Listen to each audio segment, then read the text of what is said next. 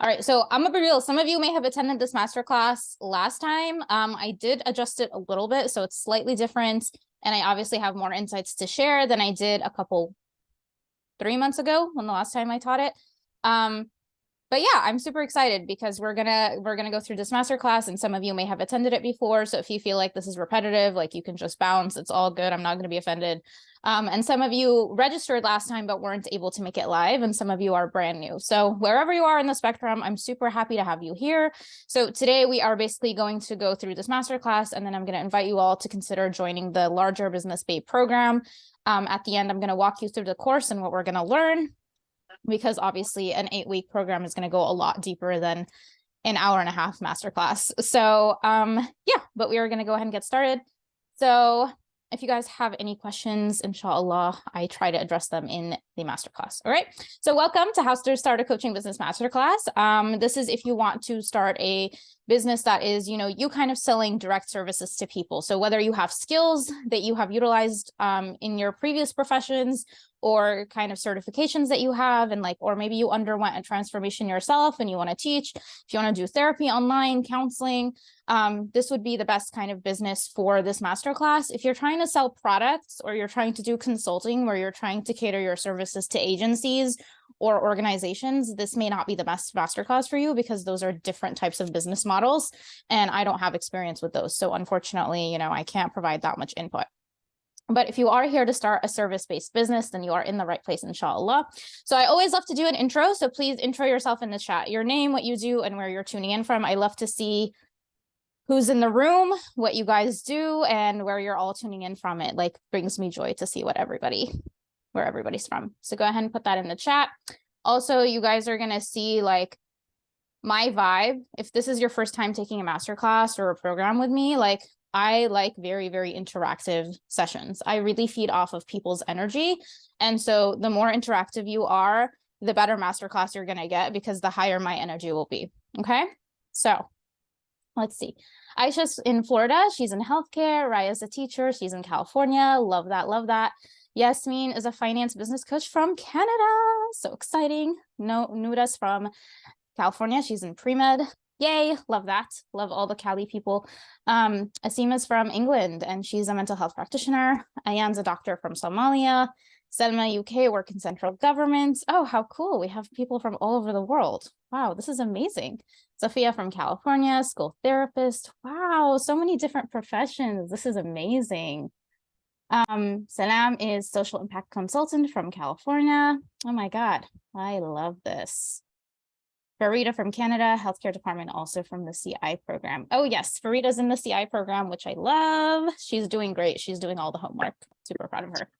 All right, we have Nadine she's a parenting facilitator from New Zealand. Girl, how early or late is it in New Zealand right now for you, if you don't mind sharing? I'm really curious. Also, how late is it in Somalia for the Somali people?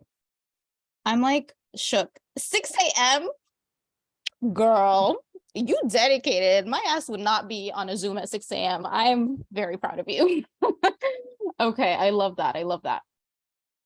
Okay, Sophia is a teacher in the UK. Yay. Okay, so I'm so excited. We have literally people from all over the world and from all different professions, as you can see. And I think, inshallah, I hope to show you by the end of this masterclass that really, whatever your profession is, you can start a service-based business online with the skills that you have. Okay. Ayan is 9 p.m. Somalia. Okay, cool. Baz is from Maryland. Khadija is a student, but graduating tomorrow. Oh my gosh, congrats, Khadija. Yes, we talked on the phone a couple weeks ago. So glad to have all of you here. All right, for the sake of time, I'm just gonna keep going. But I wanna also ask you to kick things off. I want you to reflect on what made you sign up for this masterclass. Why are you here? What kind of pulled you to be maybe I want to start a business potentially, maybe yes, maybe no, not sure if it's for me. I want to see what's up. Ayan says we're excited to be here too. Oh, thanks guys. I love having you all here. This makes me so happy. As you can see, I'm a little extra on these lives, so I just love it. I'm just getting really excited. But yeah, I would love if you can share it with me why you're here. Also, so you guys can be inspired by each other as well.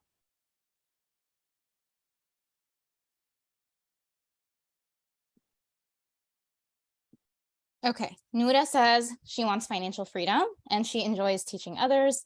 Zuluma says new career path, potentially. Zoya says, love that about you, so be as real as you can be.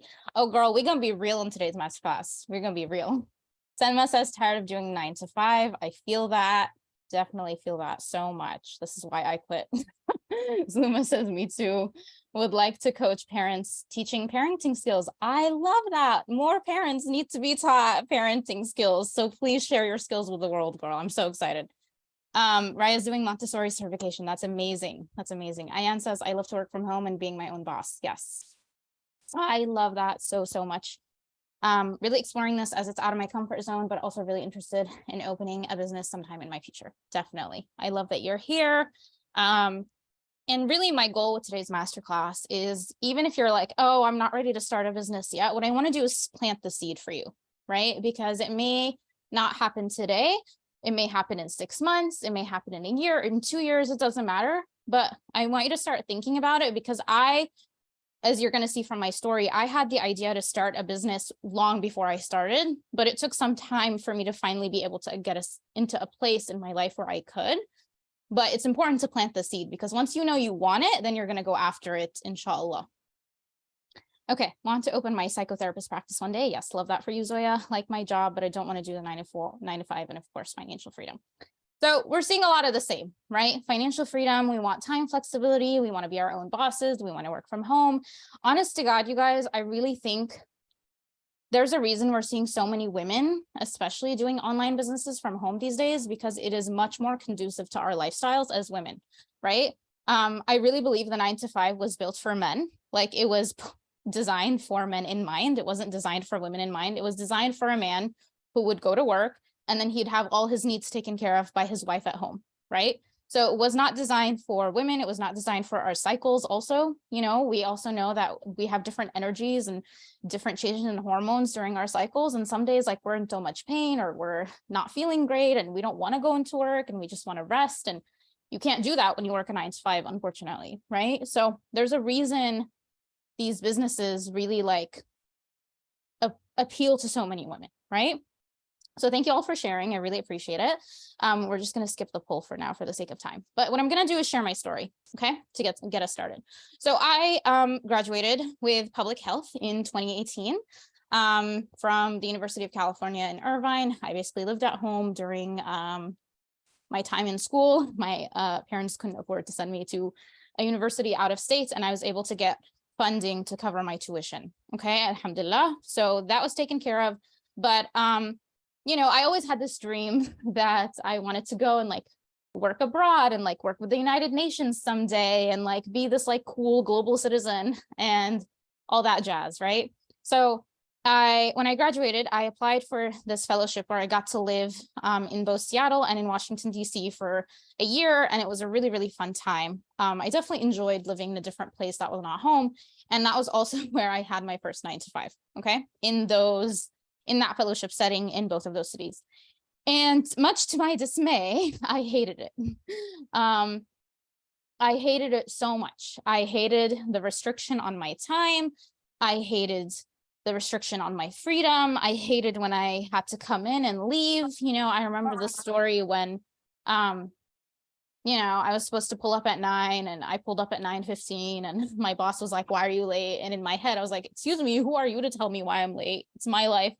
Obviously I didn't tell that to her, otherwise I would have gotten fired. But, you know, I didn't like the restriction, right? And I also didn't like the fact that sometimes I would literally finish my work in 3 hours and then be like, why do I have to be stuck in my seat till 5? Like, this is stupid, you know? I hated when I could take vacation. You know, I've had vacations denied before, which was really annoying. I was like, I just want to live my life, you know? And I also hated how much I earned was capped. It was like, okay, you can work 40 hours a week or 60 or 80, but you're still going to make the set salary that they set for you, right? So that was really like frustrating for me. So on a subconscious level, I started rebelling. I came in at 10 a.m. And then I left at 4 p.m. I mean, I got all my work done, you guys. Like, I wasn't like slacking at work. I just like didn't follow the rules. I hated having this restriction on my freedom, right? And then in DC specifically, I I saw my supervisor working full time. She was a woman and she had 2 kids under the age of 3, sorry. And I just saw how exhausted she always was, and I was like, oh, that sucks, because she wants to have it all. She wanted the job. She had gotten to a point where she was in her career where she was making 6 figures. So she didn't really want to let that go. But, and she did say she had like a supportive husband, but she's like, as much as supportive as your husband is, it's never good. Like, typically parenting, the majority of the burden falls on moms, right? Just because we know what motherhood is like, right? So she, for example, she was like, oh, well, my kids, they never want their dad to put them to bed. It always has to be me. Otherwise they won't sleep. So it's like, well, what can she do then? Right. So even though she had a supportive husband, she was always exhausted. And, I just came to a journey recently where I accepted that I may not want to pursue motherhood in the future. But at the time I was just, considering all my options. And I like looked at her and I was like, I don't want to look like that. I don't want my life to look like that. I don't want to be exhausted all the time. I didn't want to work full time, but I also didn't want to like stop making money, right? Because that's typically the sacrifice that women have had to make for centuries. Is like, okay, as soon as you start having kids, you have to, let go of your dream of making money and be basically very financially dependent on your husband. So this was when I'm talking about the seed earlier, right? The seed for me was really planted in 2018, 2019. So really 4 or 5 years ago. But I didn't start until 2 years ago. Okay. So I knew I had to start a business at some point, but coaching wasn't in my mind at all. I had kind of assumed I would start a public health consulting business. So kind of working with agencies or organizations and doing consulting for them for different projects.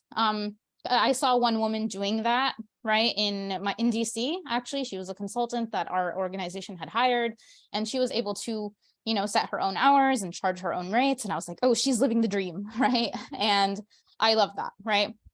But she only opened her consulting business after kind of 10 or maybe 15 years, I think, of experience working 9 to 5. So I was like, oh, I guess this is maybe like a very long-term goal. Like, in order to have experience in consulting and for people to hire you, you have to have a lot of experience, right? So I was like, okay, I guess this is what I'm going to do. So that's what happened. Okay. So after my fellowship ended, I decided to come back home to California, and then I got another full-time job and I was able to stay at home. And then basically the pandemic hit and I, wasn't able to do much, right, other than go to my work. And I started saving money for grad school because I kind of knew, again, along that path of I want to be a consultant. I probably need to have my degree so I can get like better jobs, so I can get the experience, so I can start my public health consulting business. So the goal for me was always a back from 2018, 2019. But that's why I was like, I got to go to graduate school. I got to go get my master's, right? So that's what I did in 2020. I applied to a global health master's degree in London, and I was going to start in 2021. And so basically throughout 2020, 2021, I was working my full-time job in California. I got into my master's degree. And then in summer of 2021, I quit my full-time job to prepare to move to London for my degree. Okay. And I realized, the nice part about when you work is you make money, right? And I was like, when I quit, I was like, oh God, I'm not going to have money. Like, I was able to actually secure funding for my tuition, alhamdulillah, my master's. But I was like, well, I just need like living money, right? So I was like, okay, I need to get a job, right? And I was like, I didn't know if I could get a job in the UK. I found out later that I could, but I didn't find out till I got there. So for me, I was like, I need to have some plan to make money while I was there way ahead of time. So I was like, let me start some kind of side business online, right? And so I thought about, okay, well, what am I good at? What am I like, what would people want to buy from me, right? And, I realized that at my full-time job, actually, the one I quit, right, to go to school, I was doing a lot of like budgeting workshops for the students because I was working at my undergrad, actually. And I was like, oh, I've always been good with money, to the point where I've actually been hosting these workshops for the students at my job. I can just do that for the general public. Like, I can just work with people one-on-one. And I know people like struggled with financial literacy because, I had taken a financial literacy class in high school and I was applying all these principles in my life, and I know the people around me were not, right? So I already knew I was kind of good with money. So I was like, oh, like, let me see if financial coaching is a thing. I just I did a quick Google search. I found that you can get trained to become a financial coach. And I was like, oh, well, let me just do this. You know, the certification was like $2,000. And I was like, all right, I guess it wasn't horrible. So I was like, I'll do it. And, you know, I had been saving money to go to grad school, but because I secured funding to go to grad school, the money that I had been saving while living at home, I didn't really need for grad school anymore. So I was able to start investing that money into my business. Okay. So I started doing the financial coaching training in February of 2021, and I didn't officially launch my business until June 2021. But for some of you who have been following me since, you know, those days, I kind of started dropping hints, right, on my stories. I was like, hey, like, I'm going to start this business soon. I'm super excited. And people were like really stoked, right? So I started hyping people up, and people were just really excited to have me start, right? It was like nobody was really doing financial coaching for women, right? Who was a Muslim woman herself. So that's what happened. Essentially, I started in June 2021. I started my Instagram. If you guys ever want to scroll my Instagram down to, like, to all the way to when I started, it's super cringe. But you should probably do it to see where I started. And, you know, it was always meant to be the side hustle that I did while I was doing my master's. But, you know, my master's program in the UK was only 1 year, because that's how it is over there.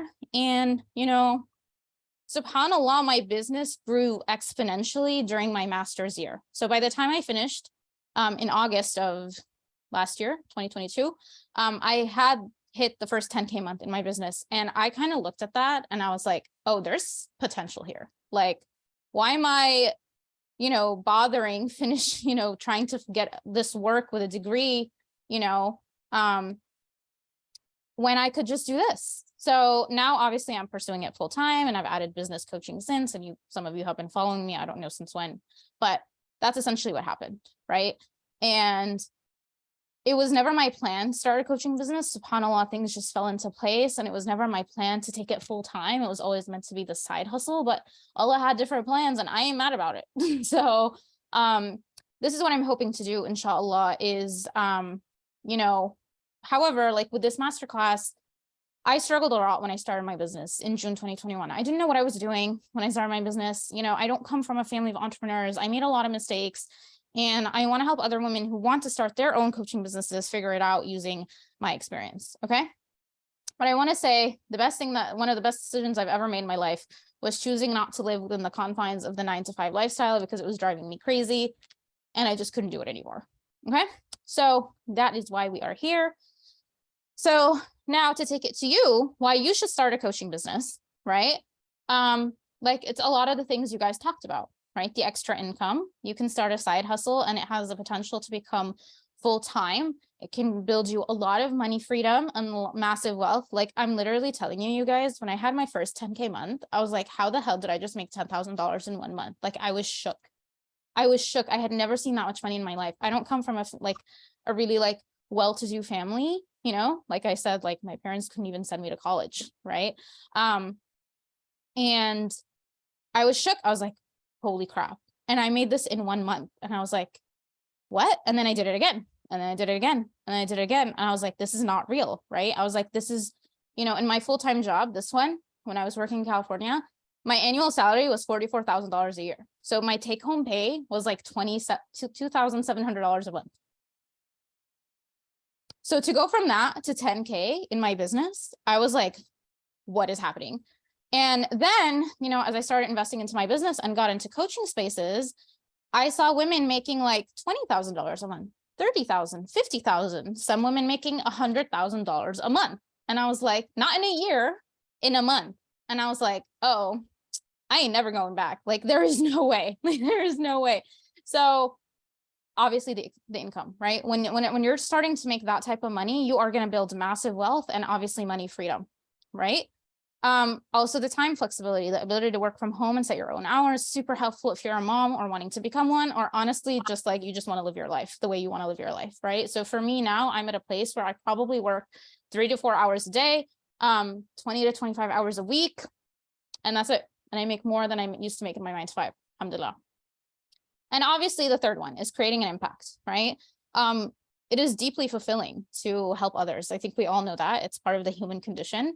And to know that you are making a difference and genuinely changing people's lives, you know, when my clients tell me like my coaching or my courses like changed the trajectory of their life, like that is very fulfilling, you know, and there is nothing like that. I never got that type of fulfillment even in my full-time job, right? And that type of impact and fulfillment like allows me to keep going each day, you know?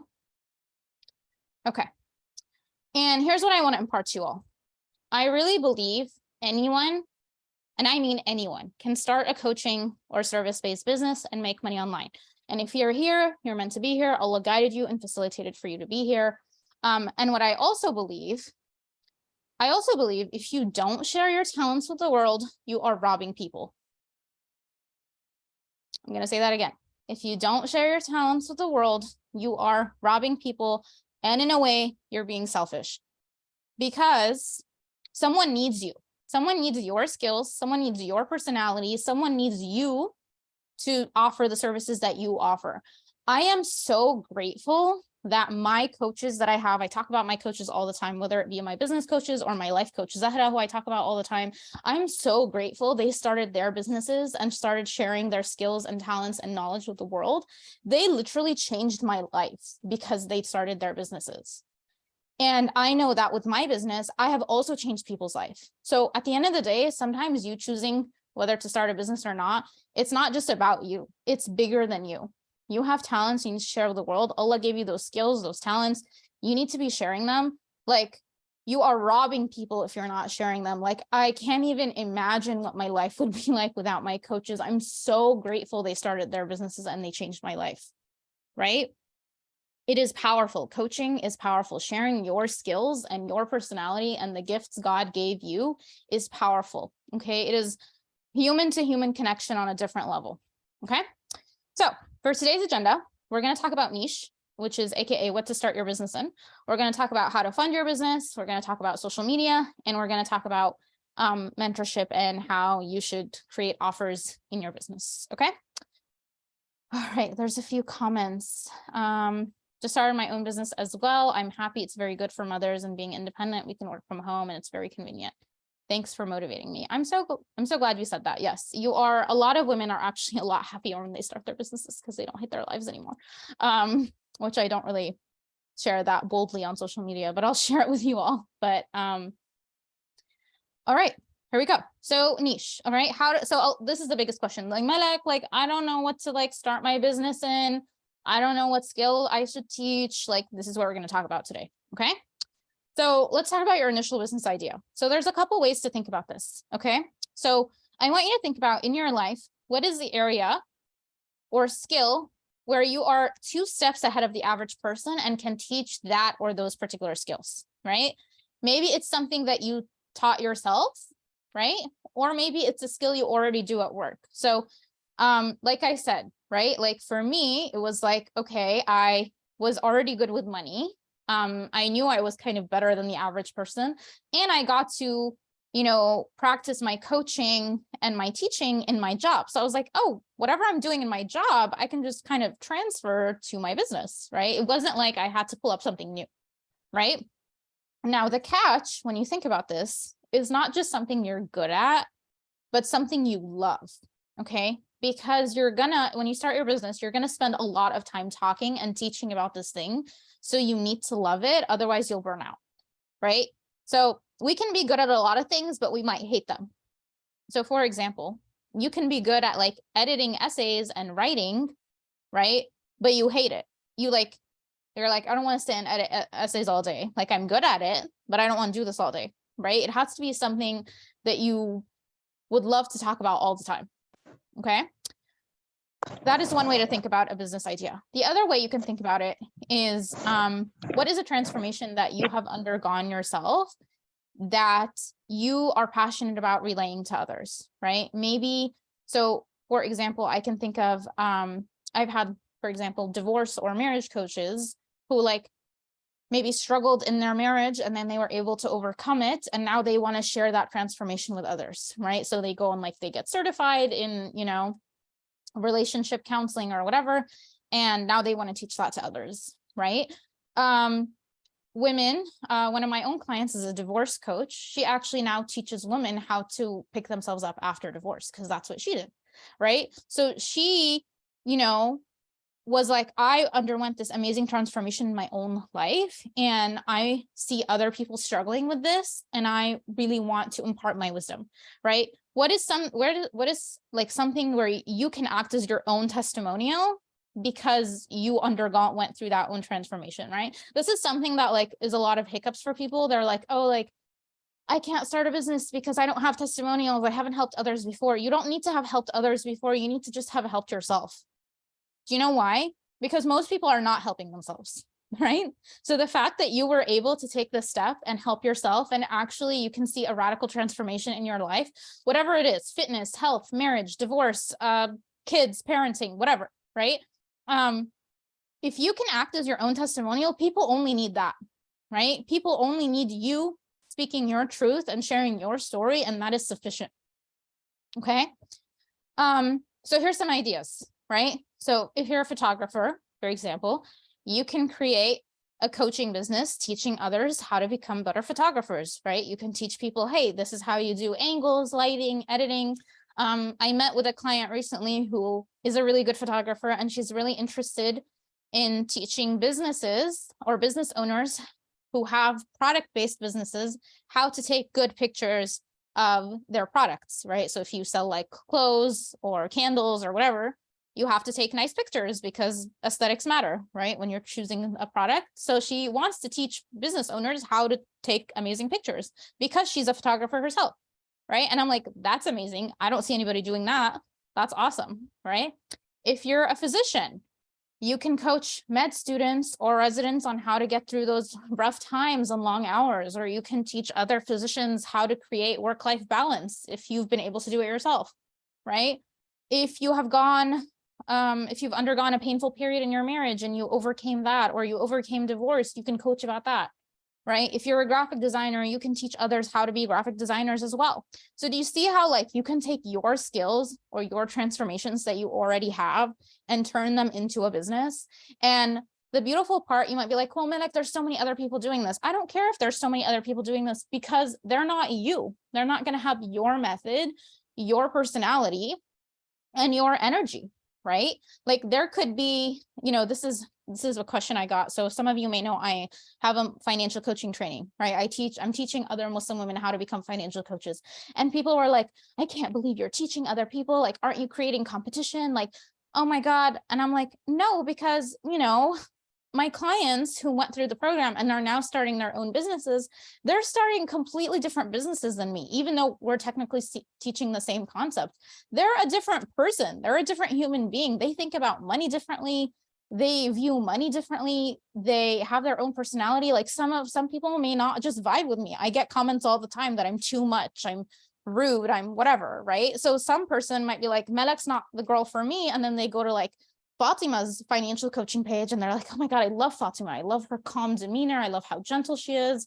I love her perspective on money. I love the fact that she, looks like me and she has the same experiences that I do, So really, like, don't sell yourself short. I don't care if there's a million other people doing the same kind of skill, right? They're not you. And this is the beautiful part about when you build like a personal brand, it is very personalized to you and who you are. And there is no one like you. Okay. Yes. Everyone is unique. Yes, Nuda, exactly. Everyone is unique. And because there is nobody like you, nobody's going to create the same business that you will. And this is what's beautiful. And this is why everybody can start their own business, because there are like 8 billion people in the world, right? Like someone is going to vibe with you. Someone's going to choose you. The right people are going to find you. I'm not for everybody, right? And you're not going to be for everybody either, but the right people will find you. Okay. So I shared this briefly, right? I was always good with money. I took a financial literacy class in high school, alhamdulillah, as like an elective, which was like only 30 people took that class, which is crazy, out of a graduating class of 400, which is insane to me. Like, I can't believe we were sending adults out into the world who didn't know any knowledge about money, but whatever. So I used to talk about it all the time. with friends and family. So I put a picture of this cringe Facebook post that I made in 2019, before I had any thoughts of starting my business. And I was like, hey, PSA to my Muslim friends on retirement benefits at work. Some of you guys don't know that like a lot of retirement accounts are not, halal. I would from time to time always put posts like this on, my Facebook, just casually. And I would give my friends informal advice about money. And I really enjoy talking about it. And I've also seen, in terms of being my own testimonial, I have seen the benefits of managing money in my own life and wanted to share that joy benefit with others, right? Like being good with money allowed me to save to travel with friends. I was not in debt. I built good credit. So I was able to open premium travel credit cards, which like I saw my friends not doing, right? So I was my own testimonial, and that's all I needed. Before I helped anybody else, I was my own testimonial because I helped myself. And that is powerful. You being able to have your own transformation, your own skill, and like being good at what you do is powerful in and of itself. You don't need all these extra bells and whistles that you think you might need in your head, right? And so that's how I started, right? So in terms of figuring out your niche, right? It's like a niche is really what problem or pain point are you solving for people are you solving for a particular set of people who have very particular circumstances, right? At the end of the day, starting a business is people pay to have their problems solved, right? For example, people pay me for Confident Investor because they don't know how to get the investing knowledge on their own in a way that is easy and kind of done for them. The research has all been done for them, and they just got to show up and learn, right? Otherwise, they would need to spend, 50 hours trying to collect the information on their own, and they may not be able to get it. So they are paying me to solve that problem for them, right? And so that is what businesses do. They solve problems for people. So you want to think about, what problem are you solving for a particular set of people who have very particular circumstances? And I'm going to give you an example in a few minutes, okay? Is there a gap in the market? And do you have maybe a unique way, method, process of solving that problem that differentiates you from what's on the market? AKA, can you get people results? FYI, if you can get yourself a result, you can get people results, okay? Is this a problem they're willing to pay to solve? Okay, so I'm going to give you an example, all right? So let's say you are a fitness and mindset coach. So a very vague niche would be, okay, I want to help moms who don't like their bodies, right? This is the problem pain point. Their desired outcome is they want to get fit, and my solution is my 6-week fitness plan, right? Maybe this was a fitness plan you developed yourself and you were able to get yourself on it. So you want to share it with others, which is great. So, but this is too vague, right? Like this is not very targeted. You're going to learn when you do business is you got to really like figure out who your target audience is, who your target ideal client is, so you can feel like you are speaking to them. This is too general. How many people out there in the world are moms who don't like their bodies, who want to get fit, right? Like this is not that, how do I say this? Incentivizing for somebody to like jump into your world, right? Okay. Now you're going to see if we get specific. So you're going to talk about who the specific circumstances. So you are trying to target Muslim moms in their 20s and 30s who feel very frustrated with their postpartum bodies specifically, right? We know the postpartum period is really difficult for women on all sorts of level. And that is really the area that maybe you struggled with when you did some deep reflecting on like, what it was, your transformation. You really struggled in the postpartum period, and you really want to help women in that period, okay? So very specific some circumstances. The problems and pain points of your ideal client is she doesn't feel good about her body. She doesn't like looking in the mirror. And maybe she struggles with intimacy with her spouse because her self-esteem has taken a dip since having her children, right? This is very specific, right? How many women can identify with this, right? So now you are really calling in a very specific type of person, okay? Desired outcome. They want to feel confident in their bodies. They want to rock their outfits, and they really love what they see in the mirror, and they want to feel / look sexy for their husbands, just the way they used to maybe when they were newlyweds, right? This is very, very specific. Now you have a very specific audience who have very specific problems, and they have a very specific desired outcome, right? And so for you, your solutions, you are your own testimonial, okay? You were able to achieve all of these things, alhamdulillah, mashallah. And now your offers target each of these desires, right? So maybe you have a masterclass that's specific on feeling good in your body, okay? Because then you really target pain points 1 and 2, right? And then in terms of feeling and looking good, this is where the 6-week plan comes in to improve their fitness, right? And so what ends up happening is you create these different offers to target their different desired outcomes. And the people who want the entire, journey, we call it the client journey, who want all of these outcomes are probably going to enroll in everything, right? And so this is for me personally why I have people who enroll in my basic money management class, people who enroll in Confident Investor, and now people who are enrolling in the Business Bay program. They want the entire journey. Some people maybe like they don't care about looking in the mirror. They just care about this, right? They want to look good for their husbands. So they're just going to do your 6-week plan, right? And some people maybe want to do your 6-week plan, but they can't yet. So they are just going to take your lower cost masterclass on feeling good in their body. And that's enough of a transformation to create change in their life, right? And so what ends up happening is when you figure out what problems your ideal client has, what their outcome is, and you create solutions to target those things, then you start stacking your income. So this is how I've started hitting, consistent 5-figure months in my business. Cause I'm like, okay, Fatima, Khadija, and Sana want to take my basic money management class. Love that for them. Aisha and Salam and I don't know, I'm like getting stuck right now. Ban, they all want to take my Confident Investor class. So that's great. And then some other people who maybe went through Confident Investor, now they want to take Business Babe. So now your income starts stacking, right? This is how it works. All right. So I see a comment. So yeah, I'm literally so motivated now. We're not halfway through the class. I'm so glad. I'm so glad. So this is what happens. You just want to figure out who are you trying to target, what their problems are, what they want, and what your solutions are. And again, you don't have to have had other people, you don't need to have gotten other people results yet to start. The fact that you have been able to do this for yourself, so many women, imagine, think about this. When you're in a conversation with friends, let's say you're speaking to a friend and your friend sees that you were able to do X and Y, isn't she going to ask you how you did it? She is, because she's like, oh crap, this is somebody who looks like me, who relates to me, who has been able to transform her life in a way that I haven't. So I'm going to listen to her and I'm going to learn from her, right? And obviously, because she's your friend, she likes you and she likes your personality. And you're going to find the same people who like you and like your personality. And they see that you've created this outcome for yourself in your life. And now they're like, oh my God, I want this too, right? This is how it works. Okay. All right.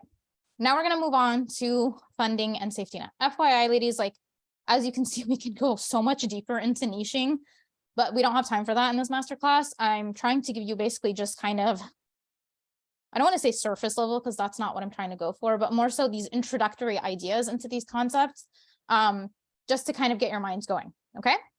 So now we're going to talk about funding and safety net. So I'm going to start with this concept of entrepreneurship. Okay. Entrepreneurship is this concept of needing to spend money to make money. Okay. This is how all entrepreneurs work, right? You need to be able to take risks in your business so that you can have a payoff later. It's kind of the same thing with investing in the stock market. I always tell the women, you need to put money into the stock market so you can make more money, inshallah. And the definition of entrepreneurship literally means taking risks. So this is from the Merriam-Webster dictionary. It literally says one who organizes, manages, and assumes the risks of a business, right? Taking risks is in the definition of being an entrepreneur. So you have to be able to and willing to take risks. I will say, part of being a business owner, and this is not to sugarcoat it to anybody, you're going to be taking on more risk than somebody who works a typical 9-to-5. That just is it, right? A 9-to-5 person, they just have to get their job and they receive a steady paycheck each week, and it's predictable, right? There's not a lot of risk there. It's very safe. But I think with the safety comes a lot of what you guys were mentioned being frustrated about in the comments, right? You were like, oh, I don't want to, I want to be my own boss. I want to have financial freedom. I want to have time freedom. If you want the safety, then you're not going to get those things, right? Unfortunately, because bigger risks means bigger reward in this dunya, right? Same thing with, I guess, if you want to think about on an Islamic level, if you do the things that are uncomfortable in this dunya, praying, worshiping Allah, not following our desires all the time, then inshallah we get Jannah, right? But the people who do the instant gratification and they live their lives however they want to in this dunya, who knows what their outcome will be in the akhirah, right? It's the same thing, right? It's like, if you want to stay in the zone of safety, then you can kiss time freedom, money freedom, goodbye, right? But if you are willing to take risks, then you can create a much more beautiful and fulfilling life for yourself because you took risks. So I kind of want to put this out there because like, I want to like get you comfortable with the idea of taking risks. Now, you don't have to take like crazy risks. You don't have to like invest $100,000 right away, but you should take baby steps, right? Maybe take the risk that is super exciting, right? So maybe for you today, even just hopping on this masterclass was a risk. And that's commendable because you may have been like in denial for a very long time. Like, no, maybe this isn't for me. I'm not an entrepreneur, you know, and the fact that you showed up and you took the step, that is a risk, right? And that's beautiful. It's a risk of your time, right? And you can start there. And then maybe you start taking like more baby steps forward, inshallah. Okay. So one of the things you want to think about when starting a business is, like I said, you have to spend money to make money. You got to take risks. So you might be asking yourselves, like, what would you spend your money on, right? So you might want to be spending your money on certifications or trainings, right? So I spent like the $2,000 that I said on my financial coaching training to get me started. You might want to spend money on business courses or mentorship, right? Learning how to build a business, maybe getting a one-on-one coach to help you, you know, as you build your business, right? Because, you know, you're going to need to learn how to do business, right? Especially if you don't come from a business or marketing background like I didn't. That's why I kind of invested quite a bit. I was like, I don't know social media. I had a private Instagram, you guys. I had a private Instagram that had no pictures and no profile picture when I started my business. I was that private. I still don't know how to use TikTok. So like, I didn't know how to do social media. I was like, I need to learn. Like, I don't know what I'm doing. I didn't know how to sell. I've never sold before. I didn't know how to build a brand. So I was like, I got to spend money to like learn these things, right? Kind of like how we spend money to get our degrees and learn how to become whatever it is we become. Like, you need to do the same thing with business, right? And then you might have monthly business expenses, right? So you might pay for a Zoom subscription, maybe Dropbox, MailChimp for email, right? You might have a virtual assistant or an admin assistant, maybe a graphic designer. And then if you do product-based businesses, then you might have raw materials and manufacturing, et cetera, right? So there are business expenses that come up. Like I said, you got to spend money to make money.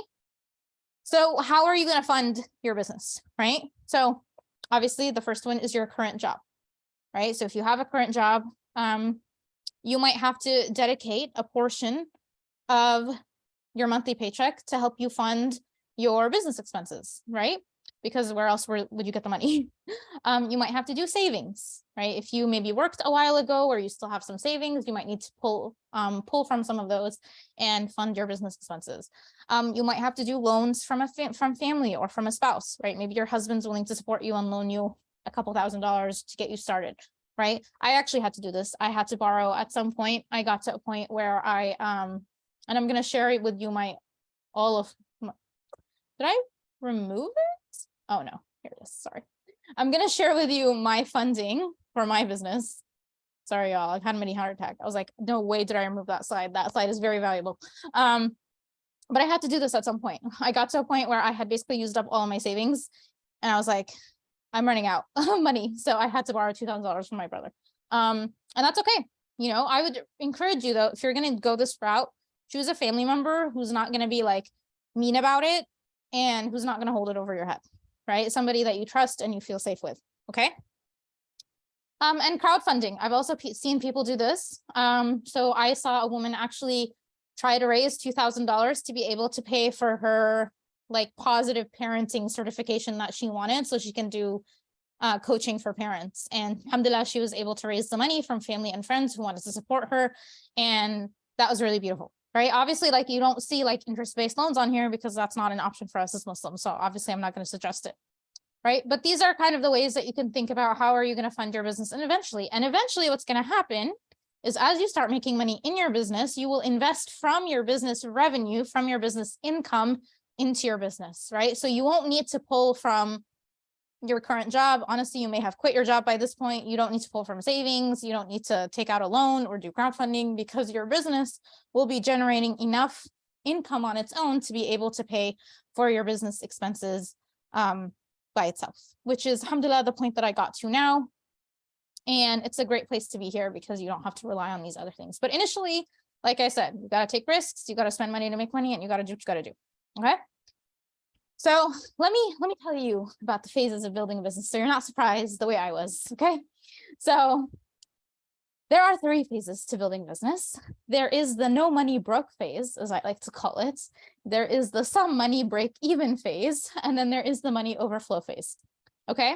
So a lot of people quit in phase 1 because phase 1 does mean you might be putting in a lot of time, a lot of money potentially, and a lot of effort, and you're not going to see a very tangible outcome, right? Maybe you are not getting all the clients you'd hoped. Maybe you haven't made back the money you've invested yet. And, you know, it can be really discouraging, right? Because you're like, it's not working. I actually almost quit 6 months into phase 1. So I started June 2021. And I was like, if things don't pick up by January 2022, I'm quitting. That's it, right?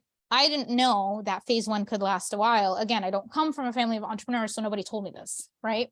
But it's possible that you might be in phase 1 for 6 months to a year, but it really depends on how quickly you work and how consistent you are, right?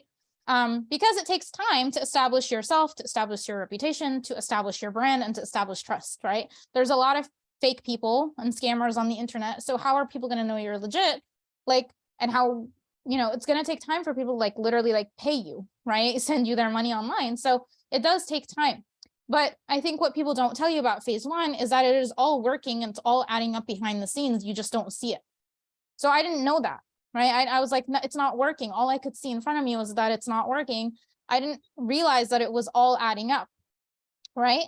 And then what happens is, if you are consistent during the no money broke phase, and what I mean by broke, I mean broke like from your business. You're not necessarily broke in your life, okay? That just means maybe your business isn't generating as much income for you as you'd like, okay? But if you stick through it, what's going to happen is, because everything has been adding up, you're going to get to phase 2 kind of almost suddenly, kind of exponentially. So if you guys think of like a hockey stick, it's like really, really stagnant. If you lay a hockey stick down, right, it's like super flat for a while. That's phase 1. And it just like shoots up exponentially because everything is working behind the scenes and it's all adding up. And then you get to phase 2. So if you guys, it's kind of like similar to Atomic Habits. If you guys have read the book where he talks about, it's like the small daily consistent actions where you're like not seeing any results, but then it's like, let's say like working out is a good example. You've been working out daily, you're not seeing changes in your body day in, day out. And then 6 months in, suddenly you like look in the mirror and you're like, where did I get these abs from? Right? That's exactly how it works in business too, right? So then you're going to get to phase 2, which I like to call the some money break even phase, right? So what's happening in this stage is the time and effort is equaling the revenue or income received, and you might actually break even. So you might basically make back everything you've invested and start making more money on top of that, which is great. A lot of people screw up here, and I'm going to tell you why in the next phase. But if you get in the next slide, sorry, if you get through phase 2, you're going to get to phase 3, which is the goal, right? The goal is money overflow. This is where money received will be more than time and effort put in, which is true freedom, true profitability, inshallah. Okay. But really, stages 1 and 2, they are very rough. And you have to like, not rough as in like, oh my God, they're hard. Like, well, they are hard, but they were also hard for me because for a portion of them, I didn't have like support or mentorship, right? And I didn't know what I was doing. It's a lot easier if you have somebody helping you and holding your hand. But yeah, they will take a while. It takes time to establish trust, right? It's kind of like, you know, even your degree, like you work for 4 or 3 years, however long it takes you to get your degree, and then suddenly you get a degree at the end of it, right? It's the same thing, right? There's no like get rich quick. There's no like easy fixes, right? And this is, I'm not saying any of this to discourage you at all. I'm just trying to show you like what reality is like, right? Just because I didn't know any of this and I was stunned when I was going through this. I was discovering this as I went through it. So I'm trying to give you just a heads up before, you know, you get into your own journey, right? So in stage 1, what's going to happen is there's going to be a lot of upfront costs, right? Like I said, you're investing into all these things, maybe coaches, maybe certifications, maybe whatever, right? And it's okay. That's how all businesses work. That is literally how all businesses work. Okay. If you guys have seen Shark Tank, like if you people, when they go and like try to get money from these sharks, that's usually what's happening, right? Is they've made some sales, but they need more to get them to where they want to go, right? They need more to get to stage 2 to stage 3. So that's why they're asking money from these sharks, right? So there might be a lot of upfront costs. You may not be making that many sales or a little sales yet because you're still establishing yourself. Okay. Stage 2 is when you are getting to consistent sales, right? What ends up happening here is people get a little too comfortable and they spend too much on the things that don't move the needle forward in their business, right? And so they're like, oh my God. So I'll give you an example.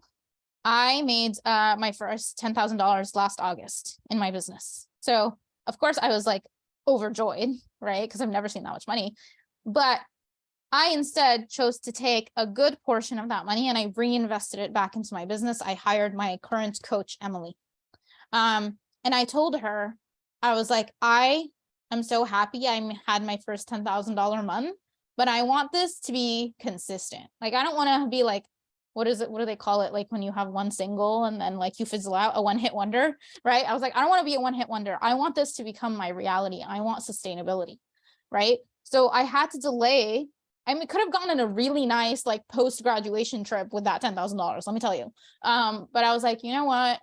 I'm gonna delay instant gratification a little bit so that I can get to stage 3 a lot quicker, right? And so what people tend to do, and if you do stage 2 right, you invest into the people and systems that can get you to a place where stage 3 is basically your reality and your norm. So now you have very predictive sales. You know, if you put out an offer, people are going to buy it. Of course, they're going to buy it because duh, right? You have a strong brand reputation and now you have recurring revenue. Okay. So you always know money's coming in. So is this where we get to, oh no, we're still talking about the safety net. Just kidding. So, with stage 1 and 2, you can't live or survive on them, right? Because like I said, little sales potentially, you may have consistent sales in stage 2, but like I said, you may have to like swallow your desire to spend and delay instant gratification a little bit. So really, you're not going to be able to live or survive on stages 1 and 2. You need a safety net. So what is the safety net? The safety net is a financial net to catch and support you as you build your brand and experiment in your business, right? A lot of business building is throwing spaghetti at the wall and seeing what sticks, right? Not every offer you put out is going to be a bestseller. Not everything that you put out is going to work. Like I said, entrepreneurship is a lot of experimentation, a lot of risk taking. So in order for you to be able to do the experimentation and the risk taking, you need to be able to build from a place of safety. Okay, you cannot be creative if you don't feel safe. So examples of a safety net are going to be a full-time job. Maybe your spouse supports you as you build your business. Maybe your parents' family, maybe your own savings are kind of your crutch and safety net, right? So like people are to get too excited sometimes and they're like, I'm just going to quit my job. And like they haven't gotten to stage 3 yet, right? They're still here. And now they're trying to build a business from a place of stress. Okay. When you are stressed and anxious, money doesn't come in. Okay. And I have learned that very, very well in my business. Okay. You need to build from a place of safety. Or I see people, you know, getting too comfortable and they're like, I'm good. Like, I'll just, you know, did I already say this? Yeah. I'm going to quit my full-time job. And I'm like, you can't, like, you have food to put on the table. You have rent you got to pay. So I'll give you an example. My own life last summer, when I graduated from London, when I finished my master's, I actually really wanted to stay in the UK. I was having a really great time. It was fun being on my own, you know, not living with my parents. Like if you've ever experienced that, it's super fun, right? And I didn't want to go back to California actually, but because I was in stage 2 in my business at that time, like I said, that was when I had my first $10,000 month. And I was like, you know what? Part of me kind of swallowing the need for instant gratification is to actually just go home and be supported by my family so I can get to stage 3. because if I tried to stay in London and I basically had to fund my living in London, paying my rent, my transportation, my food from my business was not in a place where it could fully support me yet.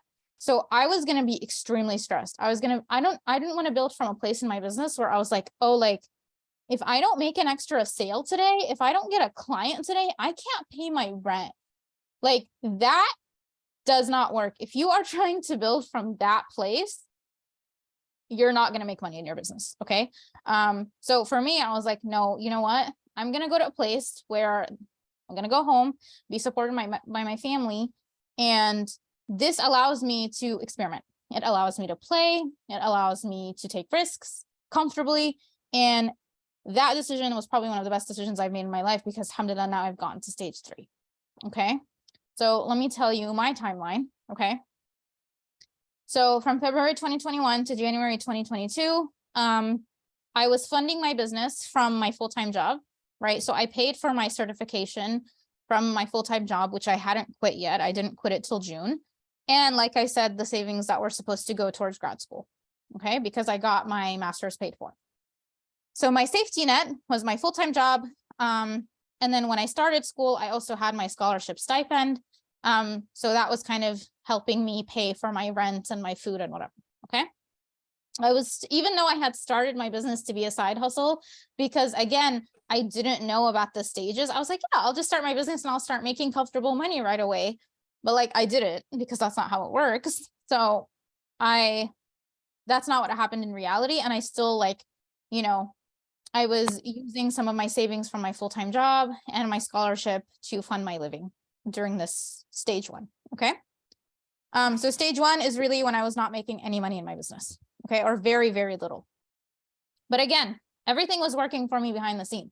So even though it didn't look like it was working, it was, which is why I was able to get to stage 2 relatively quickly. Right. So I got to stage 2. I mean, February 2021, I don't really like count as the official start day of my business, because that's when I got the certification. I didn't officially launch my business till June. So within 6 months, I was able to get to stage 2 pretty quickly, right? January 2022 to August 2022, I was actually able to fund my business from my business revenue, alhamdulillah, and my safety net was still my scholarship, okay? So still not relying, my entire year in the UK, I was not relying on my business revenue to live at all. So anything I made in my business was extra, okay? From August 2022 to December of 2022, I was still in stage 2, right? I decided to, like I said, I was in stage 2 and I decided to return home, right? So that my safety net can be living at home with my parents. And I did what I basically told you guys, right? From August to December, I made a lot of heavy investments in my business so I can get to stage 3. Okay. This is when I invested in my coach, Emily, in both her private coaching and in her mastermind, which was quite a pretty penny, but it was worth it, alhamdulillah. Because I wanted to set up, and I got my graphic designer in as well, and my admin assistant, and I really wanted to set up these systems and support systems in place to allow me to get to stage 3.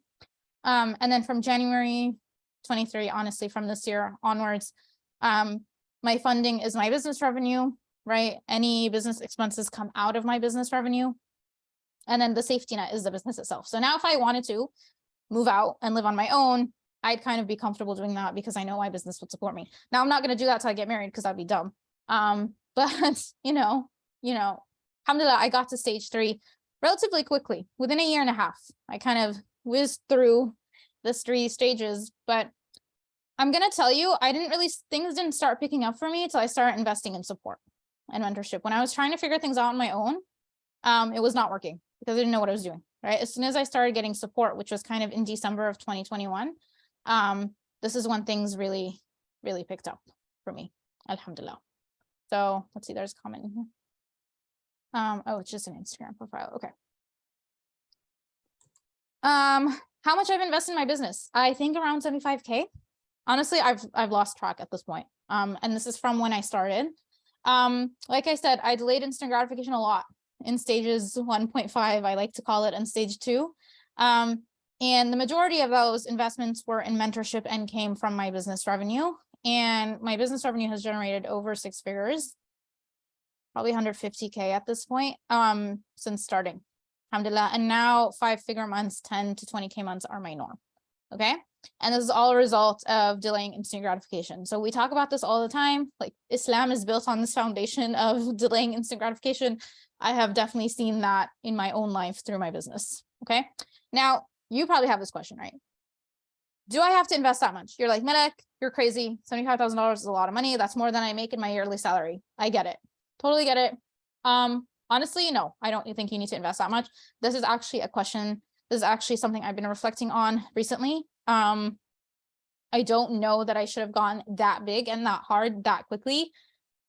Personally, I'm just being very vulnerable with you all. I think I probably should have slowed it down a little, because just a couple months ago, I actually was getting to a point where I was like, I am starting to hate my business a little because I have been paying everybody else and not paying myself, right? So I was like, not enjoying the 10 to 20K. And even though I had gone into like the overflow phase, I was like, let me put more money in. And I was like, you know what? I don't got to do that no more. So I am basically really pausing investing into my business for quite a while now.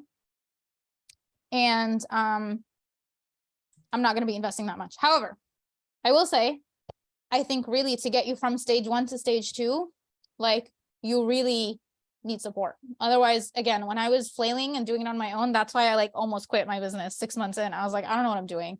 Like, I don't know how to use social media. I don't know how to sell. And then eventually I ended up purchasing a business program. And that's when I needed to borrow the $2,000 from my brother. I don't regret it, again, alhamdulillah, because that investment saved my business. So, but my question to you is, I don't think you need to invest 75K, right? And maybe you definitely don't need to invest 75K when you start out. But part of the reason I invested the way I did, I don't regret my decisions, but I'm kind of reflecting moving forward, is like, think about how big of a business do you want to build? So I really wanted to build, especially when I saw women making crazy amounts of money in their businesses, in the coaching spaces that I was in, I was like, there's nothing wrong with me. I can make $50,000 a month, right? Like, just like these other women can. So I really wanted to, I started, when I saw possibilities, and this is also why I share a lot of these numbers with you. There was a point in my business where I was not sharing any money at all with my audience, but I was like, you know what? Me seeing other women share, like even non-Muslim women in the spaces that I was in, sharing how much they were making, like opened up a world of possibility for me. So I was like, I want to do the same for my audience. I want to inspire them, right? And I want to show them that a Muslim woman can do it. But I was literally like, when I saw those, I was like, if they can build businesses that big, and then I can too. And I want that, actually, right? Because I want a business that supports a comfortable lifestyle. Like you may have seen on my stories, I was like, I'm going to book first class flights to Hawaii, right? I've never been able to dream of that when I work my 9-to-5, 44K a year job. You know, I want that comfortable lifestyle, right? I finally admitted to myself that I wanted it, right? I, especially also doing like my life coaching with my mentor, Zahra, it was a lot of like, hey, just admit to yourself that actually you do want to be wealthy, and it's okay. And there's nothing wrong with that, because in Islam, we have this mentality of like, oh, like you got to stay humble and whatever, and you don't got to make that much money, and being rich is bad and whatever, right? That's a different conversation. But I was like, no, I want it, and there's nothing wrong with wanting it, and I know I can do good things with it, right? I know it will allow me to be charitable. It'll allow me to take care of my parents. It'll allow me to, you know, do what I got to do, right? And in order to build kind of like this big business, it does require a lot of courage and a lot of risk taking, right? So one of my mentors, Steph, Exogenji. If you guys don't follow her, I'd recommend you follow her. She is like a very big industry leader in the coaching industry. She had an $8 million year last year from her coaching business. And I really love this post because she says, if your biggest problem is that you're afraid to invest, expect to have an extremely small business, right? Either accept that your lack of confidence will hinder your results, or decide to be courageous. Like, again, the definition of entrepreneurship is literally being able to take risks, right? Everybody's an entrepreneur, yet their actions and mindset don't line up. Risks are required to build a business, right? So that's it, right? Like, you don't have to invest that much, but I do think, And I'm just speaking from personal experience. When I was trying to figure things out on my own, the first 6 months, I got nowhere and I was going to quit. It was as soon as I invested in help that things started picking up for me, right? So what we're going to do now is take a little 5-minute break. It's very possible we're going to go up to the hour mark, which doesn't surprise me. This masterclass always, I get really passionate, so I talk a lot. So what we're going to do is take a 5-minute break. And then if you need to leave, it's all good. I'll send you the recording. If you want to join me for the rest of the masterclass, and we're going to talk about social media, building a brand, and we're going to talk about offers, inshallah. Okay. I will see you at 15 past the hour, inshallah. Okay. So go to the restroom, grab a snack, and I'll see you very soon.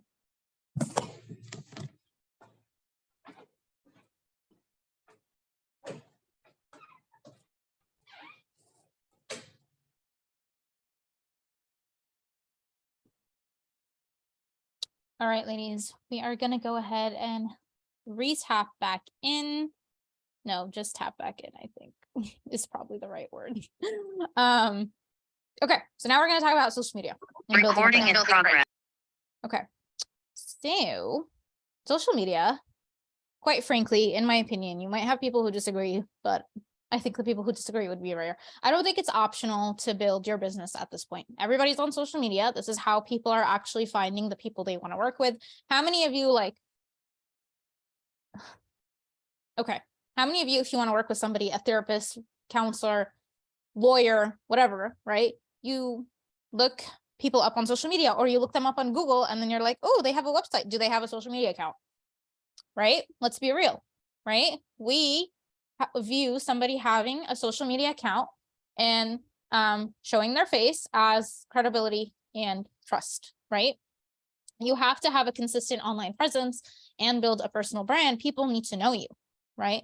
So what you want to do when you create a business is create this personal brand, right? You are creating an identity online, how you want to be viewed, who you are, what makes you stand out. Celebrities and influencers build personal brands, right? And as a coach or service provider who sells services, you are also a brand. People are buying you. So like I said earlier, why would people choose you? Because you're you, right? But people need to know you in order to be able to choose you, right? So if you have a brand, you build a brand, sell whatever you want. My coach, Steph, that I just shared her post with you, she says, if you have a brand, you can sell socks.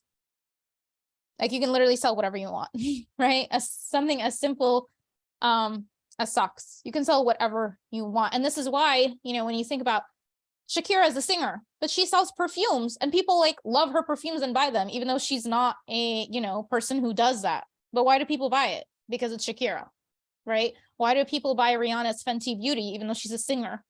Because it's Rihanna, right? Why do people buy Selena Gomez's makeup line, even though she's also an actress? Like, because it's Selena Gomez, right? They have a brand, so you can sell whatever you want. And so if you want to sell your services, you need to have a brand, okay? Part of this does mean showing your face online. So I get this question all the time. I think there's a lot of shyness, timidness from Muslim women about like having an online presence.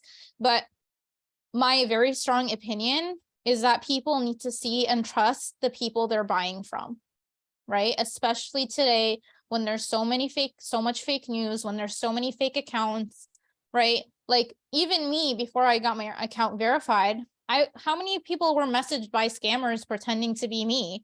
And then you guys, some of you asked them to have that scammer send you a voice note because you guys were, or to send you a picture to validate that it's me. And you guys wouldn't have done that if you didn't know what I looked like, if you didn't know what my voice sounded like, right? So personally, if I ever get on a profile now, I find a new profile, I'm usually trying to see who is the human behind this profile. What do they look like? Because then I feel a deeper sense of trust, a deeper sense of connection, right? I would bet you 1,000% none of you would have bought from me or even hopped on this masterclass if you didn't know what I looked or sounded like. And that's just facts, right? Because you might be like skeptical. You'll be like, who is this person? This is shady.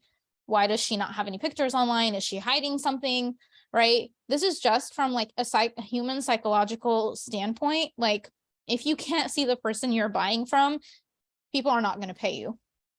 So I want you to like think on this because,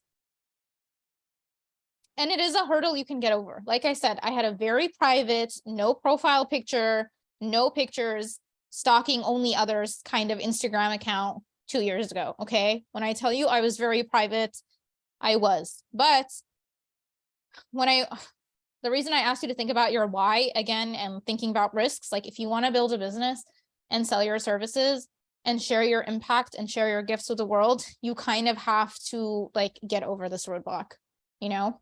So I would encourage you to maybe not consider starting your business until you're okay with showing your face online. But like literally, if any of you start a business and all I see are graphics, like I'm not going to hire you. So I don't know who you are, right? And that's just facts. So that's just something for you to consider. But I'm going to move forward and we're going to talk about like what building a brand means. Okay. So building a brand is essentially 3 things, right? It's the feelings you evoke in people, right? When people consume your content, what emotions do they feel? What do you bring up inside of them?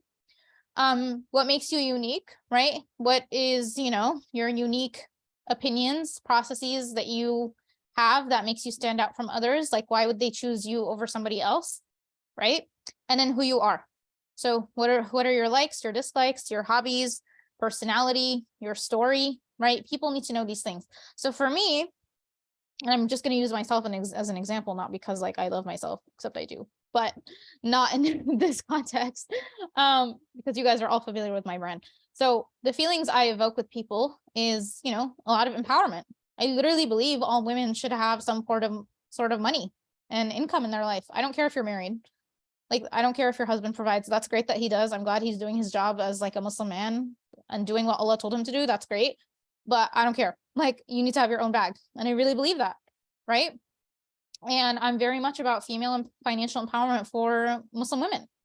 Like, this is why I'm doing this masterclass. This is why I even went into business coaching, even more than financial coaching, because I really believe having a business really allows you to have that total freedom that a lot of women want, right? What makes me unique? Just who I am makes me unique. There's not a lot of, hijabi Muslim women openly talking about money the way I am. My beliefs make me unique. Like I said, the whole, like, I really believe every woman needs to have her own stream of income. Every woman needs to be financially secure. I don't care if you're a stay-at-home wife. That does not matter. I really believe that, right?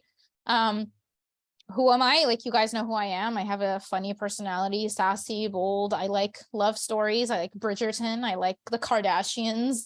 I like to go to the beach. You guys all know that, right? I share that quite frequently on social media. So you guys know me, right? So you feel like when you have a brand and people, you evoke certain feelings in people, you kind of have something that makes you stand out, makes you unique, which you all do, like I said, right? So don't be like, I don't have anything that's unique. Yes, you do. Just the fact that you exist and Allah created you makes you unique, okay? And who you are, right? Then you build a personal brand, people know you, like people, for example, I don't know if Yasmin's still on here, but Yasmin is also another financial coach, right? She's also a Muslim woman. She's based out of Canada. And people will look at me and they'll look at her, and we obviously have very distinct brands, very distinct, personalities. People aren't going to be like, oh yeah, Malak and Yasmin are the same. We're not the same. We're different. We're unique, right? And the people who vibe with Yasmin are going to go with Yasmin. The people who vibe with me are going to go with me, right? And that's what happens when you create a personal brand, right? Okay, in terms of social media, you should probably choose a platform. I had another point about social media that I wanted to make. You guys are getting like real Malak right now. The imperfect thinking on the spot, Malak. I want to say about social media, right? Somebody asked in the Q&A the other day, like, oh, like, can you build a business without posting every day? And I was like, listen, you can. Like, no one said you had to start. I mean, my opinion is that social media is not optional, but if you don't create a social media account to market your services and show your expertise, knowledge, you're going to have to do that through a different avenue. This is part and parcel of having business. Part and parcel of having a business is marketing. People need to know about your services, and people need to know whether the services are for them, right? So if you don't show up on social media, then are you going to use commercials, TV commercials? Are you going to use traditional media, right? Are you going to choose broadcast media like the radio? What are you going to use? Like, are you going to use newspapers, right? I would argue that social media is probably the most relevant media and the quickest way to build your business and advertise your services these days, right? And you can choose whatever platform works for you. Personally, I like Instagram. I think my ideal clients are on Instagram. I'm kind of targeting the women between the 25 to 40 year age range, right? And I know a lot of them are Instagram. It's also, Instagram has great reach in helping people find you. So I chose Instagram. Honestly, I tried to do TikTok. I didn't get it. Maybe I'm too old for TikTok. I don't know. But I didn't vibe with TikTok. And I feel like you have to have a very specific like personality to really like do well on TikTok. So personally, I didn't like it. And also, honestly, I think the people on TikTok are not my ideal clients anyway. They're all younger. So I didn't decide to go with TikTok. So whatever you choose though, you need to show up every day, right? You need to be visible. People need to know you exist. Like I said, it's the consistency, the small habits every day. You create a combination of different types of posts. So you see me doing carousels, the one where you keep swiping through, right? Single graphics, you do reels.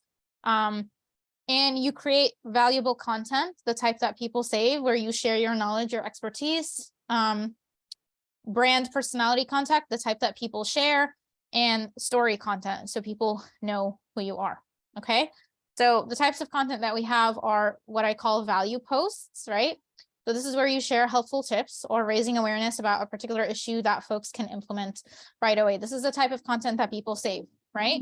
So for example, how I built a 6-figure business in 1.5 years. People are like, oh, that's intriguing. How did she do that? And then I share what I did and people are like, this is valuable. I'm going to save it. Right. So how many of you have looked at my post and you were like, oh, this is super valuable. I'm going to save it. Right. Maybe I can show you guys examples from my profile. But let's see, what's a valuable post? Oh, yeah, here's one. How I made 10K in 10 days. Here's what I would do if I were trying to hit the first 5, 10, and 20K in my business. Right. How I went from making 3K a month to 23K a month, whatever. Right. These are all value posts. These show my knowledge, my expertise, my authority. 90% of my posts are going to be value posts. Okay. Then we have brand personality posts, right? These are posts that share your opinion, thought process about your industry, and showcases your personality, right? So one of the ones that went viral last year was when I said, no, not all of your husband's money is your money. That one got like 1,500 shares, like 2,000 saves. It was crazy. I was like, what is happening? But it was a very strong post. It was very like, this is my opinion. This is my brand. This is my personality. I really believe this, right? So this is what makes you stand out, right? So a recent brand post I did, let's see, this one. Halal investing has become so easy and accessible, you almost don't have an excuse not to invest. This is an opinion, but it's very much on brand, right? You guys hear me talking about this all the time. And it's also valuable because people are like, oh crap, like you're right. And then usually brand posts are the type that get shared a lot, right? So this one was shared 44 times. This one is also a brand post, the financial anatomy of a successful, wealthy Muslimah. This is what I believe a successful, wealthy Muslimah should have. And I list out a bunch of things and people found this super valuable, right? This was shared over 160 times. It was saved 600 times and I got 63 followers from it. Okay. So these types of posts, you don't want to do these all the time because, you know, like if you do brand posts all the time, then you're basically just an influencer, right? You're not just an influencer. As someone who's trying to sell and provide a service, you also need to do a lot of value and provide authority. Okay. Then we also have, but you need brand and personality posts because if you're just posting educational stuff, then you might sound like a textbook, right? And then you're not really distinguishing yourself from others, okay? Then we have story posts, right? People need to know who you are, your story, your transformation. So this is a good story post I did recently, how I went from $0 to $17,000 invested in the stock market in the last 3 years. This makes people feel connected to you. They're like, oh, well, she did it, so I want to learn how she did it too, right? I would also say this is a story post too, how I made 10K in 10 days.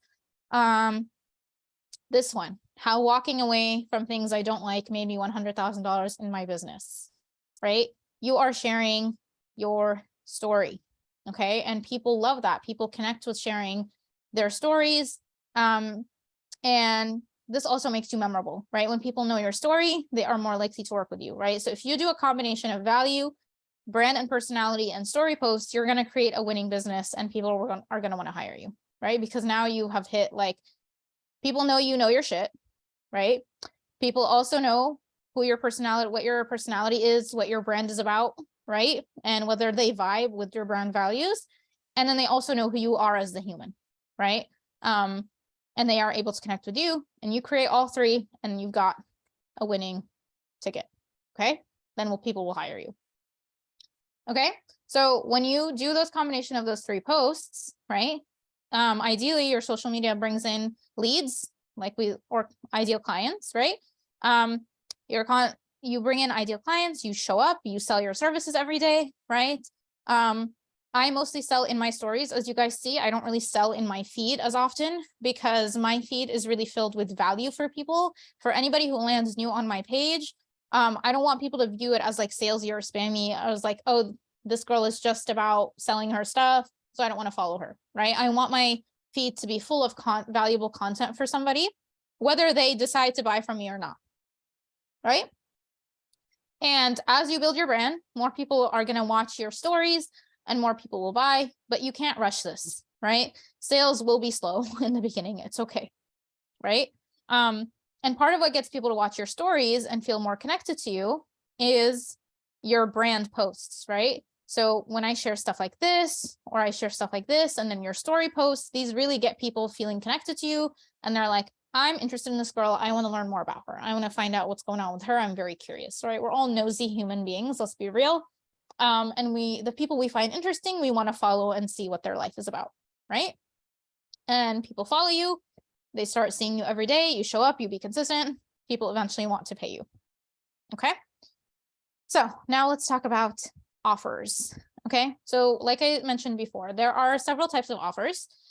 We have master classes. These are usually going to be low cost, kind of one-off workshops about a very narrow and specific topic, right? And these are usually going to be anywhere between, the zero, I should have put zero here, but zero, like this one, to $200 range, I would say. I wouldn't, advise that you have a masterclass higher than $200 just because it's supposed to be a low cost, accessible thing for people.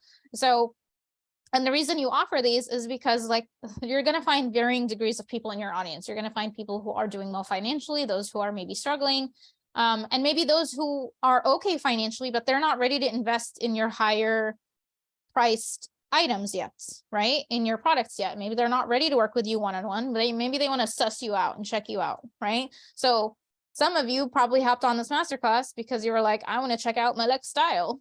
And that's totally fine, right? And this is why we offer these lower cost investments for people that are still really potent.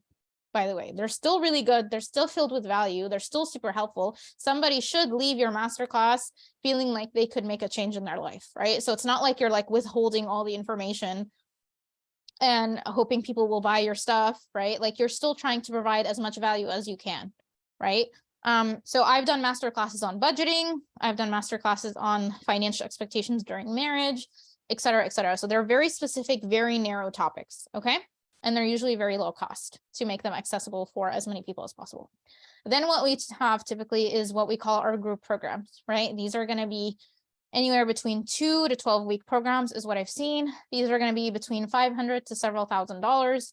And these are really going to make the bulk of your income, okay? These are going to be kind of the main transformation that you are known for. So if you were Actually, let me just ask you guys, what do you think is a group program I'm known for? Just put it in the chat.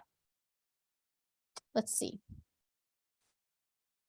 I'm very curious what you guys are going to say. I already know what you're going to say, but I want to see what you have to say.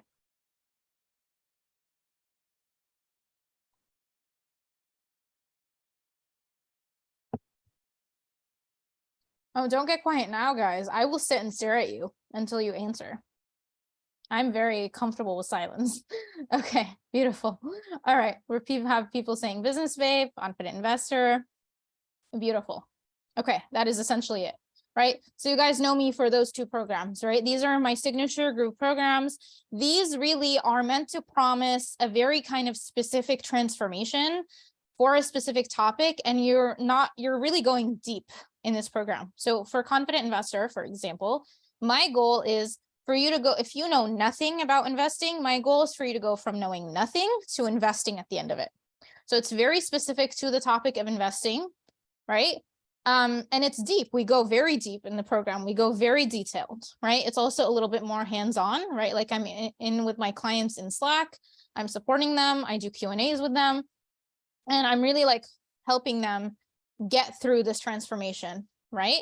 And so this is, you know, these types of programs are going to be premium programs, but really they are going to be hitting on one of those deep desired outcomes for your clients that you identify, right? When you're thinking about what your niche is going to be, right? So for me, Confident Investor was kind of born almost a year into my business, and it was born out of me doing a lot of like one-on-ones with people. And I realized the common topic was, how do I invest in a halal way? And I realized I was repeating a lot of the information, like in every session I had with people. And then I was like, I can just teach this on a group level, right? And first of all, that also saves my time too. I don't need to be meeting with like 60 people. I could just have 60 people in the class or in this program learning through, you know, this method and transformation together, right? And you can charge premium pricing for these types of programs, right? And that's really going to be the bulk of your offer suite, okay? Then you might have your kind of highest priced or highest proximity, as I like to call.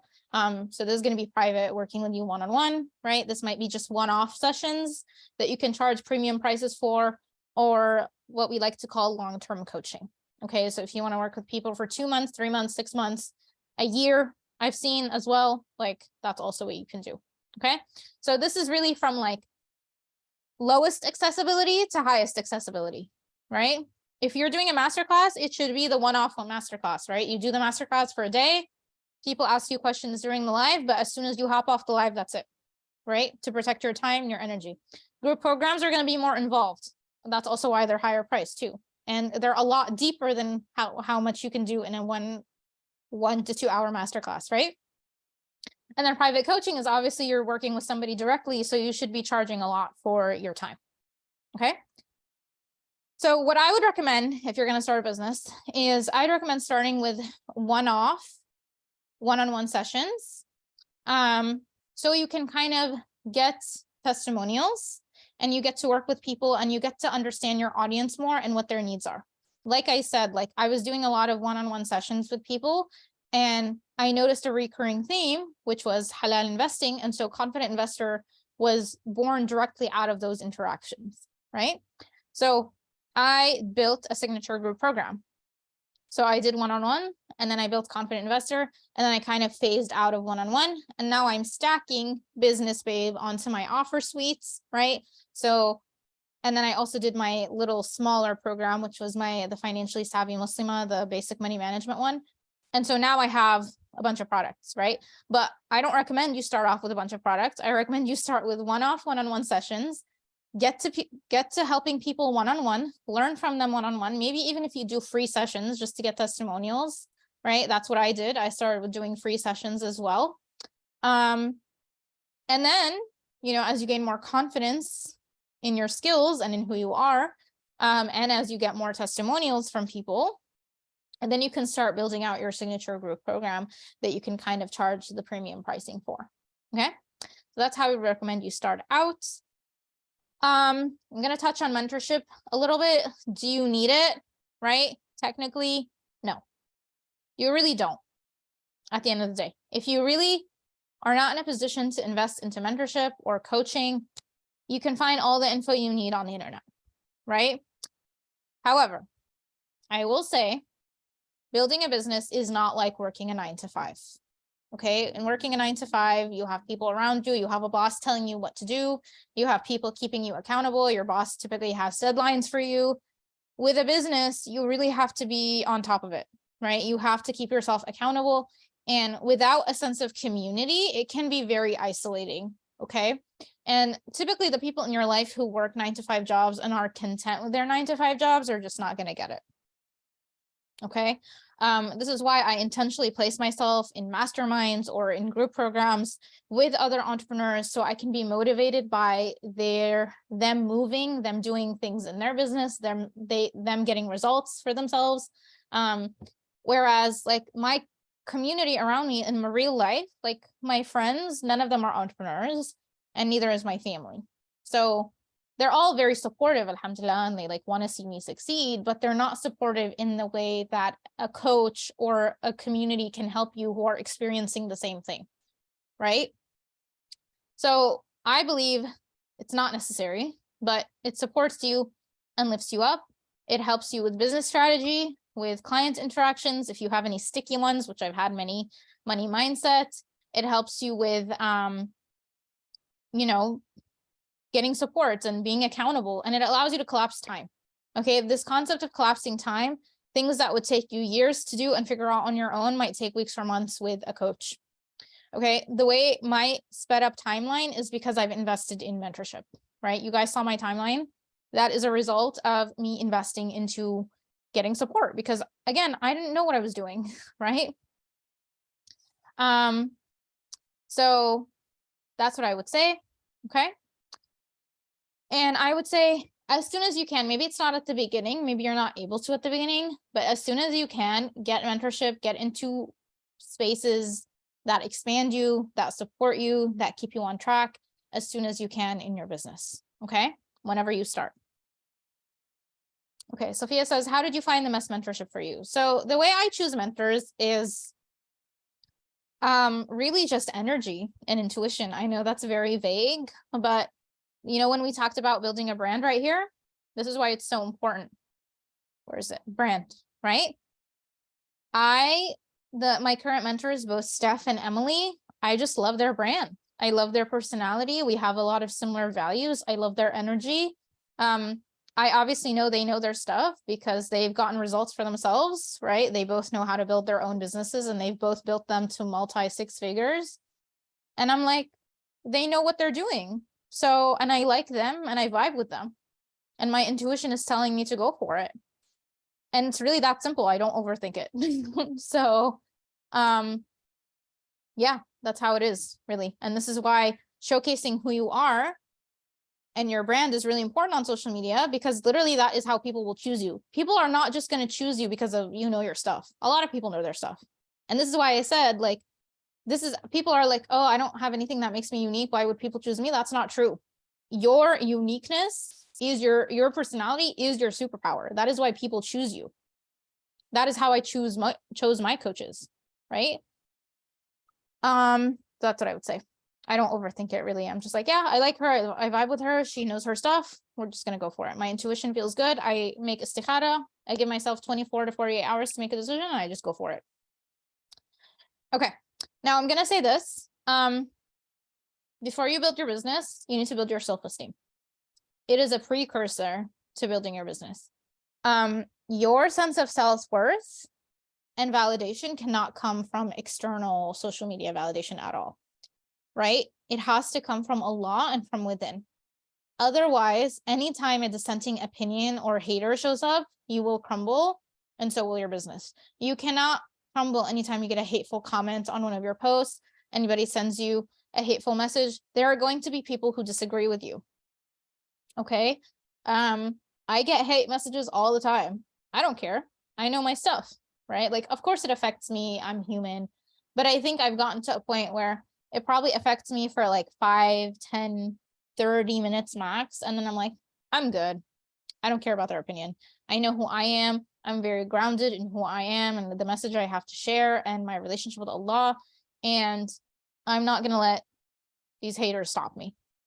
Right. So I will say, if you are struggling with self-esteem, this is probably something you should work on first, because if you start a business and then you like start getting all these supportive comments and you're like, this is great, and it starts feeding your self-esteem and your ego, and you start relying on that to feel good about yourself, the minute you get a hateful comment on your post, you're going to be like crying, so upset, you know, feeling like maybe I should quit, maybe I shouldn't do this. You can't do that. Okay. You need to be very, very solid in who you are. All right. So definitely think about this. Okay. Alhamdulillah, by the time I started my business, I had done a lot of the personal development work. So I was in a place where I felt really good, and I'm still working on that. Even to this day, there are some comments that really get to me, right? Like, I get comments about my looks sometimes, and I'm like, why are you commenting like on the way I dress or how I look? Like, this is stupid, and it does bother me. Of course, I'm human, but I've gotten to a point where it doesn't like shake me so much, but it's a work in progress. So, and also, this is why having a supportive community, whenever I get these like annoying messages, I'm able to like tap into my community or my coach, and I'm like, hey, somebody just sent me this and I don't feel good about it. Can you walk me through it? And then having that support is really, really amazing, Okay. So I'm just going to say starting a business might be one of the hardest things you do, right? Like I said, you're going to have to be uncomfortable. You might have to put yourself out there. You're going to have to take risks, right? It might be one of the hardest things you do. I put in quotations here, giving birth might be harder, but I can't say because I don't have that experience.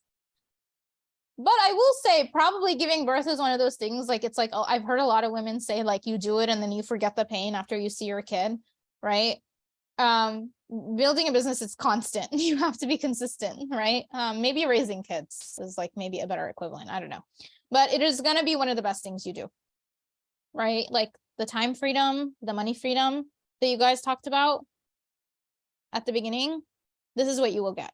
It requires sacrifice, hard work, but it's worth the struggle if you really want it. And again, I always like, again, the analogy of Jannah, right? Like we struggle and we sacrifice in the dunya, but we all want Jannah, and it's definitely worth it, right? So that is how I would frame it for you all. Okay, so what I'm going to do now is talk to you about Business Babe, if you're interested, and invite you to join if you feel like you are ready to take this step. So I want to say that out of the 75K that I spent on my business, around 20K has been spent on courses, learning, social media offers, sales, etc.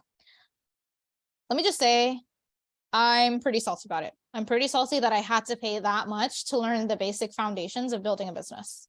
Like, I don't think you need to pay that much. That's kind of crazy. I don't think it should be that inaccessible. I honestly wish I had like paid for a decently priced course that taught me what I needed to know at the very beginning, so I didn't waste time or spend that much. I did pay one with my previous coach, Maryam. Eventually, that was the course I ended up borrowing money from my brother for, but I don't believe she's coaching anymore. She hasn't been online in a couple months, so I don't really know what's going on. I hope she's well, but I don't think she's teaching anymore. And if I'm being very frank, I think some of the methodologies I've learned in her program, I believe to be a bit outdated.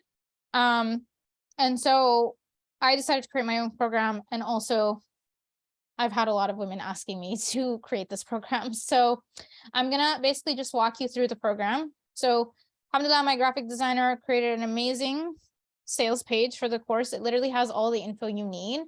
And essentially, it is meant to be everything you need to know to build and grow a coaching business from A to Z. Okay. If you have a business already and you kind of want to grow it, maybe you're at the 1 to 3K mark and you're struggling to grow past that, or you don't have a business already and you kind of just want to get the right support from the get-go, this is the program for you, inshallah. We're going to cover a lot. So I'm going to take you through the syllabus. The syllabus is also linked. Where is it? The syllabus is linked here for you all to take a look back on. Okay. But this is the syllabus essentially. So it's going to be a live program and some pre-recorded trainings. Okay. So we're going to meet weekly on Thursdays at 2 p.m. PST starting June 1st. We're going to go deeper into figuring out who your ideal client is and niching, right? I've given you an example of what your homework is going to look like each week, so you can get an idea of the kind of work that you got to do. Then we're going to talk about building a brand, going a lot deeper into that, inshallah. Then we're going to have some money mindset conversations. I'm going to talk about business formation, so sole proprietorship versus LLC versus Kajabi versus Stripe versus PayPal, etc. Then we're going to talk about growing a social media, right? So everything that I just talked about, value, brand, personality posts, we're going to go a lot deeper. I'm going to talk about how to show up on stories on Instagram. Then we're going to have our first Q&A. Then we are going to build an offer suite, right? Learn how to build these offers for your business. We're going to talk about being consistent and being successful in your business. We're going to talk about selling multiple things at the same time, selling on your stories, how to launch and sell your offers, and how to be the CEO of your business and how to navigate business finances. Okay, and then we're going to have another Q&A. It is a 2-week program. I think we end July 27th. And it is really meant to be the exact roadmap I used and still use to build consistent 10K months in my business. I really believe you follow all this and you're consistent, inshallah, you'll get to 10K months. I really believe it. I really do. I can't promise it because then, you know, if some people don't do the work and they don't get there, then they might be salty. So I can't promise it, but I believe it. Okay. So the early bird ends, when does it end? Where's the timer? It ends on Monday at 12 p.m. Okay, so there are payment plans available if you want to get started, and then there are bonuses. So if you pay in full, you're going to get a free one-on-one coaching call with me, and then everybody's also getting the Financially Savvy Muslima program, which is my money management program. If you don't have it already, you're getting it for free. FAQs are on the page. But yeah, this is, if you are interested in joining us, we're going to start June 1st. I would obviously love to have a lot of you in there. I'm super excited. We're also going to have Slack. So if you guys have taken Confident Investor, you've seen Slack, but Slack is, we're also going to have it for Business Babe. And then we're going to have a celebrations tab for whenever you make progress, inshallah. And then this is also where you're going to put your specific homework. Okay, so for every homework, like you saw, right, homework for the week, I'm going to have you put it here, and I'm going to have you have accountability, and I'm going to hold your hand and provide you feedback. And you can also get feedback from the other students about all this. So you're not alone. Literally, I wish I had this when I started. This is why this program was born out of what I didn't have 2 years ago. If you guys do this, I swear, I literally it will likely fast track your success in your business. So this is why I created it. Okay. I also want to invite you to consider, if you are interested in finances specifically, you can consider the Muslim Financial Coaching Training. If you purchase the bundle, you will get Confident Investor, the training, and Business Babe. So this is not true. We're not starting May 22nd. We're starting in August. And this is probably going to be the last time I'm teaching the training, actually. So if you're interested, DM me, inshallah, and you can learn how to become a financial coach specifically, because I have experience with that. And there are also payment plans for this bundle. Okay. I don't know how many people are left because, you know, we are almost 2 hours in, but do you guys have any questions that I can answer for you? I'm happy to stay an extra 10 minutes, inshallah. I know this has been a very long masterclass, so I want to commend you all for sticking it out with me. But are there any questions that you guys can have, inshallah, that I can answer for all of you? Any comments? Hey, Malak, thank you so much for providing all this information. It's very valuable and I feel very motivated now. So just wanted to thank you. I really appreciate it. You're so welcome. I'm so glad you were here, Noura. It was so lovely to have you. I'm so glad you benefited. Thank you so much. You're welcome. You're welcome. Yes, Selma, you want to go ahead? Yeah, I just had a question in terms of, I guess, where do we start with all of this? Obviously, your program is a starting point, but if we do want to set up like a coaching services type of thing, is it better that we go away and we do a coaching course ourselves and we upskill our skills first before we start then planning the business itself? Yeah, great question. So I would say that's kind of what I did, right? I did the financial coaching training first. I made sure I was up to speed with my skills for my niche specifically. And then I learned how to build a business after. So what I would say is, you know, I would take some time and reflect on your niche, like which people do you want to serve in which area? If you feel like you need to vamp up your skills, you need to get a certification or something, right? Or a training, I would definitely encourage you to do that first. And then, because you can't start building a business if you don't have your skills up to date, right? So that's a great question. I would definitely get your skills in order first, get whatever certifications, trainings you need. And then you can consider, you know, learning how to build a business. I will say on my end, Business Babe is going to become similar to Confident Investor, and that I'm going to run it several times back to back before I eventually turn it into a pre-recorded program. I do suggest you guys get it before I turn it into a pre-recorded program. But like, if you can't join now or you're not ready to join now, there will be other opportunities, or you can join some other coaches stuff. That's also fine too. Does that answer your question?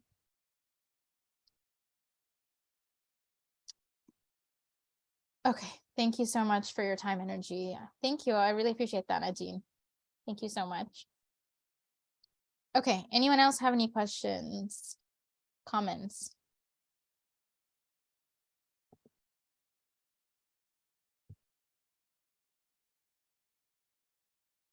Concerns? It's probably a lot to take in, I'm guessing. So if you guys don't have any questions, it's all good.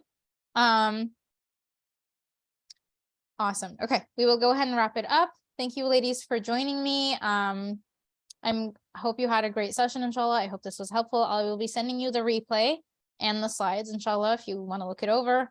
And if you are considering joining Business Babe, you have until Monday to grab the early bird price, inshallah.